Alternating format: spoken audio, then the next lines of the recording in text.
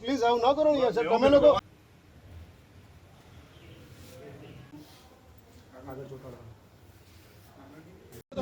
સરપંચ ખોટું કરતો છે આગળ તો મારી અમે બાયડરી આપો ને 15 દિવસની અમે ક્રિમિનલ છે સાહેબ, અમારો ક્રિમિનલ છે કે અમે તમે સીલ કરવા આવો છો 15 દિવસની અંદર ક્રિમિનલ તમને કહ્યા. વલસાડના પ્રખ્યાત પર્યટન ધામ તિથલમાં હોટલ અને રિસોર્ટના બાંધકામને લઈને મોટો વિવાદ છેડાયો છે. તિથલ ગ્રામ પંચાયત દ્વારા એજન્ટ રિસોર્ટ અને શ્રીલેખા હોટલના નવા બાંધકામ પર સીલ મારી દેવામાં આવ્યું છે. એક તરફ પંચાયત તેને ગેરકાયદે ગણાવી રહી છે તો બીજી તરફ સંચાલકો વર્ષ 2021ની પરમિશનનો હવાલો આપી રહ્યા છે. આ મામલે વિવાદ પરમિશનના આંકડાઓને લઈને છે. હોટલ સંચાલકનું કહેવું છે કે વર્ષ 2021માં જે તે સમયના સરપંચ દ્વારા તેઓને 4 માળ સુધીના બાંધકામની મંજૂરી આપવામાં આવી હતી.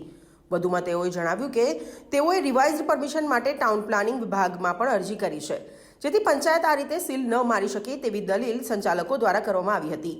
સામે પક્ષે હાલના સરપંચ અને તલાટીના જણાવ્યા મુજબ દસ્તાવેજોમાં મંજૂરી માત્ર 2 માળની અને રહેણાંક હેતુ માટે જ છે.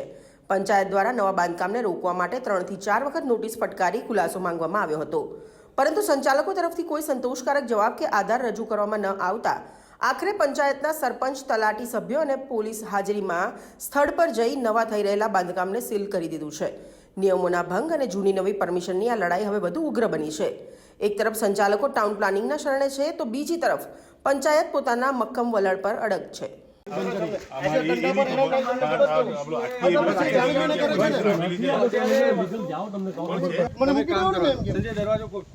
પ્લીઝ આવું ન કરો યાર સાહેબ, તમે લોકો સરપંચ ખોટું કરતો છે આગળ તો મારી અમે બાયડરી આપો ને 15 દિવસની અમે ક્રિમિનલ છે સાહેબ, અમારો ક્રિમિનલ છે કે અમે તમે સીલ કરવા આવો છો 15 દિવસની અંદર ક્રિમિનલ તમને કહ્યા. પછી એનો મતલબ એ છે સીલ કરવા આવવાનો મતલબ 20 દિવસની અંદર અમે પુરાવા આપ્યા છે.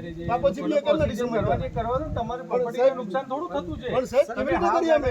જ્યારે હાઈકોર્ટનો ઓર્ડર હોય તમે કરી શકો ને. અરે પણ તમે લઈ આવો હુકમ 15 દિવસમાં, મને 15 દિવસ આપો ને, ફાઈન કાઢી દેશે.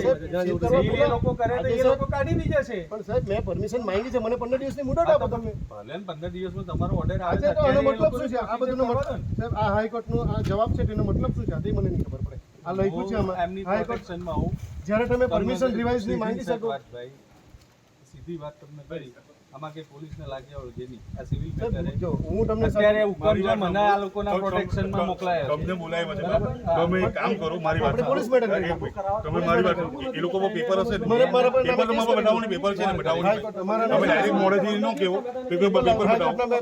તમારા પર પેપર કોઈ બી હોય તમારે લખાણ કર્યું હશે ને પંચાયતમાં કાંથી બતાવો બતાવો પંચાયતમાં બી કોઈ બી લખાણ કર્યું કે અમે આ વસ્તુ સીલ કરવા ચાલ્યા છે. ભાઈ મારા પર ભાઈ આ નાની વસ્તુ નહીં મળે, કરોડો રૂપિયાનો ખર્ચો છે આમાં. નોટિસ આપેલી છે બધી, નોટિસ તો મેં બી જવાબ આપેલા છે સ્ટાર્ટિંગ થી તને આપેલી છે નોટિસ. બતાવું વલસાડની સામાન્ય સભા 1/4/26 નો ઠરાવ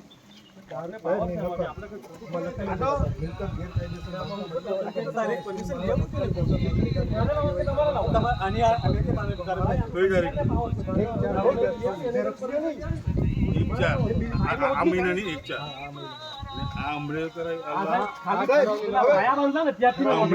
મારી વાઈફ આગલા વર્ષે સરપંચ હતી, એને આ રાકેશભાઈ સરપંચ એને સહી સિક્કા કરીને આપેલા છે મને. જે કરવું હોય તેમ તમને કેમ મત દે? એની વાઈફ સહી સિક્કા કરીને આપે છે, ભાઈ તોડવા આવે સીલ કરવા આવે, કામ કરતો એનો મતલબ શું છે? એના પર તો લીગલ એક્શન લે ને સાહેબ. એના પર એની વાઈફ આટલામાં મને સહી સિક્કા કરી આપ્યા ને એ હવે સીલ કરવા આવે છે, એ કેવો અધિકાર છે? એટલે 5 વર્ષ પછી બદલાય સરપંચ એટલે બીજું એનો મતલબ મારો એની વાઈફે મને સહી સિક્કા કરી આપ્યા છે ને એનો હસબન્ડ આવીને મારા પર સીલ કરવા આવે છે. એ કેવો નિયમ છે સરપંચ?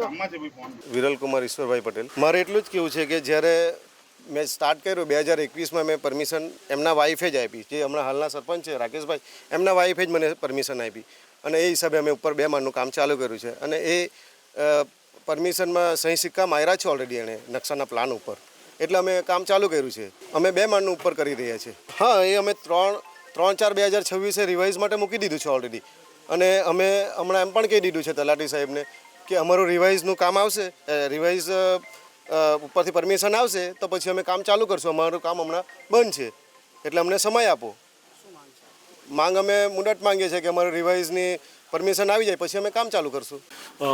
જે કે ઇલીગલી બાંધકામ કરવાનું ચાલુ હતું, તો એમને લગભગ અમારા પંચાયતમાંથી લગભગ ત્રણેક અમને નોટિસો ફાળવવામાં આવી, પણ એમણે કંઈક ઇલીગલ કામ બંધ કરેલું ન હતું. છેલ્લે ચોથી નોટિસ જે આપવામાં આવી એ અમારા સામાન્ય સભાનો ઠરાવ કરીને નોટિસ આપવામાં આવી કે આ કામ બંધ ન કરવાનું હોવાથી આ સીલ મારવાની પ્રોસેસ અમારે કરવાની ફરજ પડશે, અને એ સીલ મારવાની આપણે એમને જાણ પણ કરેલી હતી. પંચાયતની બાંધકામ જે તે સમયે આપવામાં આવેલી એ ગ્રાઉન્ડ+2ની બાંધકામની પરમિશન આપણે એમને આપેલી હતી. હવે એ ગ્રાઉન્ડ+2 બાંધકામની પરમિશન જે પંચાયતના કાર્યક્ષેત્રમાં આવે, જે પંચાયતના પાવરમાં આવે તે પ્રમાણે આપણે એ આપી હતી. પણ એ લોકો જે બાંધકામ પરમિશન જે માગવામાં આવી તે બાંધકામ પરમિશન રહેઠાણ માટે માંગવામાં આવેલી હતી, નથી કે હોટલ માટે. અને રહેઠાણ પરમિશન પર એમને હમણાં હોટલનું કામ ચાલે છે. અહીંયા નોટિસ આપણે એમને 2 તારીખથી નોટિસ આપીએ છીએ. અઠવાડિયાના સમયથી આપણે ટૂંકમાં મહિનો જેવો નોટિસ આપવામાં આપણે એમને સમય આપ્યો, પણ એક પણ નોટિસને એમણે બધી જ નોટિસની અવગણના કરી એમનું કામ ચાલુ રાખ્યું, અને હાલે એમણે અહીંયા કામ સ્લેબ સુધી પતાવી દીધું હતું. જ્યારે કામની શરૂઆત હતી ત્યારથી આપણે એમને નોટિસ આપવા છતાં પણ એમણે બાંધકામ બંધ કરેલું ન હતું. સંચાલક દ્વારા પુરાવા જે બી આપવામાં આવ્યા તો પણ એ કેવું છે કે જે અમારું કહેવું એવું છે કે જે નગર નિયોગમાંથી તમે જે પ્લાન પાસ કરી લાવો, તમે 5 માળ લાવો 10 માળ લાવો, અમને કોઈ વાંધો નથી, પણ પંચાયત તમને 2 ગ્રાઉન્ડ+2ની જ પરમિશન આપી શકે છે. હાલ ફાયર સેફ્ટીને એવું તો કંઈક મને દેખાતું નથી, પણ એ જોવાનો અને સમજવાનો વિષય છે. હાલ મારી પંચાયત બોડી તલાટીકમ મંત્રીશ્રી અને પંચાયતનો સ્ટાફ અહીંયા હાજર છે. રેસિડેન્શિયલની પરમિશન આપવામાં આવી અને બાંધકામ થયું કમર્શિયલનું. હવે વાત એમ છે કે તિથલની બાજુમાં આવેલું એચ&ટી રિસોર્ટ અને શ્રીલેખા હોટલ જે છે તેને જે તે ટાઈમ પર એક પરમિશન આપવામાં આવેલી હતી બાંધકામ માટેની.